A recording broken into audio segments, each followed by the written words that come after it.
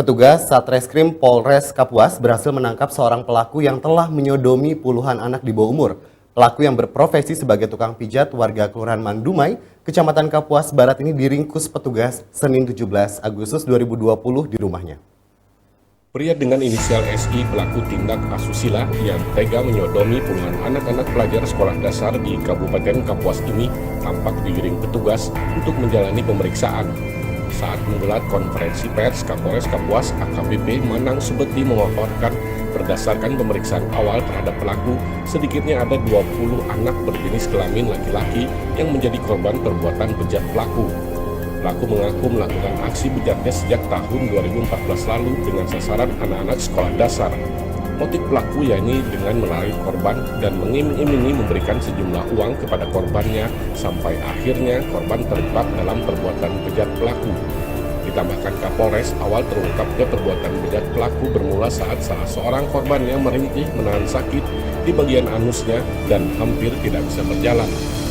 Setelah ditanya berkali-kali, ternyata korban mengaku telah disodomi oleh pelaku. Mengetahui peristiwa ini, sontak kedua orang tua dan keluarga korban langsung melaporkan kasus ini ke Polres Kapuas.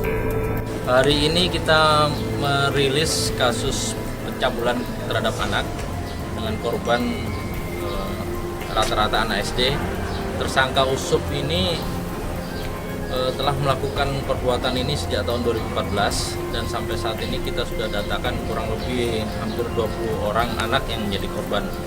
Anak-anak ini berjenis kelamin laki-laki dan oleh tersangka dilakukan perbuatan sodomi terhadap korban tersebut.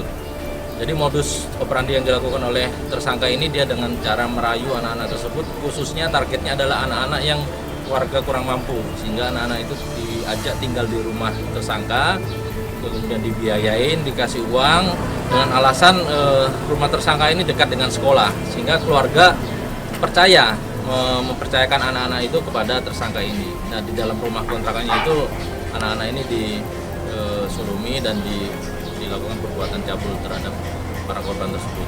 Ya, jadi tersangka ini dia memang merupakan korban juga pada saat masih kecil dulu, sehingga dia mengalami perubahan mental, sehingga dia akhirnya menyukai sama jenis, khususnya anak-anak juga. Petugas Polres Kapuas hingga saat ini masih melakukan pengembangan kasus guna mencari keberadaan anak-anak lainnya yang juga menjadi korban perbuatan bejat pelaku. Untuk mempertanggungjawabkan perbuatannya, pelaku akan dijerat pasal 290 KUHP tentang pencabulan anak di bawah umur atau Undang-Undang Nomor 23 Tahun 2002 tentang Perlindungan Anak dengan ancaman hukuman maksimal 15 tahun penjara. Dari Kabupaten Kapuas, Aris Rahman, Dayak TV mengabarkan.